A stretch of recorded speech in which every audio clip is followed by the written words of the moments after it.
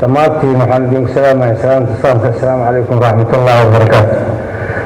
Gudoomiye, waxaan filayaa xildhibaanada inaynu weli fahmin codsigaagii ahaa nala weydiisteen sharcigan maanta uusan dhaafin.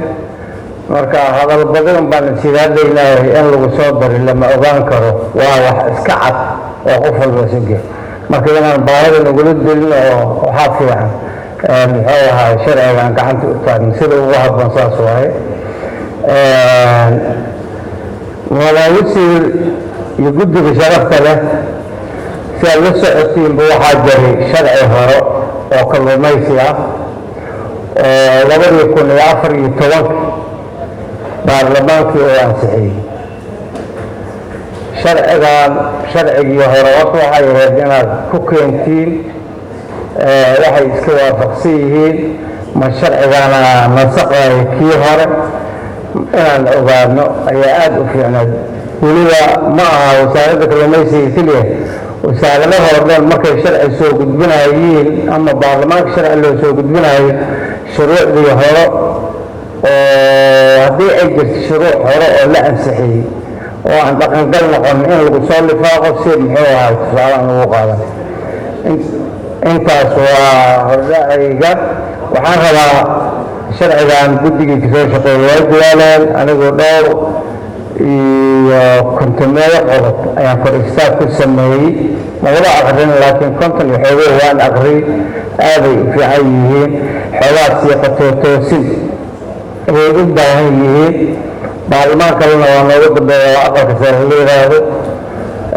keliya waxyaabaha aan isleeyahay in muxuu ahaa laga saxo waxaa ka mid ah for example tusaalayaaan soo qaadanaya qodobka warqadda koowaad intaan qodobkoodaad maaha waa bogga koowaad hordhaca hala fiiriyo.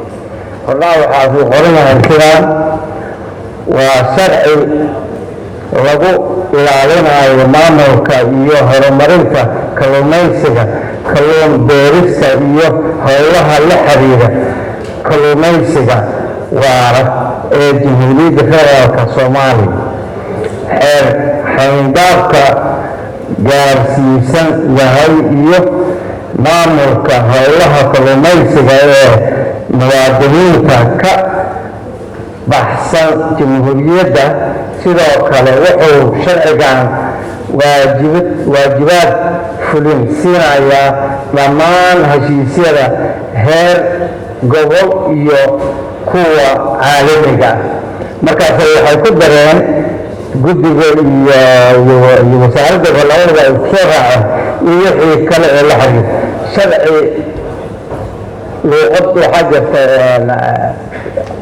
sharci oo lagu hadlo iyo wixii kale waxay noqonaya badda ma fargada gelinaya ma la garanayo, ma aha luuqad oo sharci ma aha. marka inaad ka saartiin iyo wixii kale sharci maba lagu qorabo. marka aniga waxaan qabaa in siiqooyinka sidaas oo kale ah laga toosiyo oo masalan hadda hordhacaan oo kale aad ka ekaysiin heer gobol iyo caalami inaad ku ekaysiin oo aad ka daysiin muxuu ahaa iyo wixii kale sharci qorma maaha. marka sharcigan waa fiican yahay.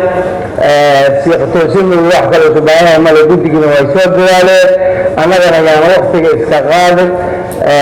sharcigan inbutkeena in lagu soo dariyo in kale ma ogaan karno mar haddii nala weydiiskina aan la ogolaanay waa in aan gacanta u taagnaa. saasaan qabaa anigu. asalaamu calaykum waraxmatullah.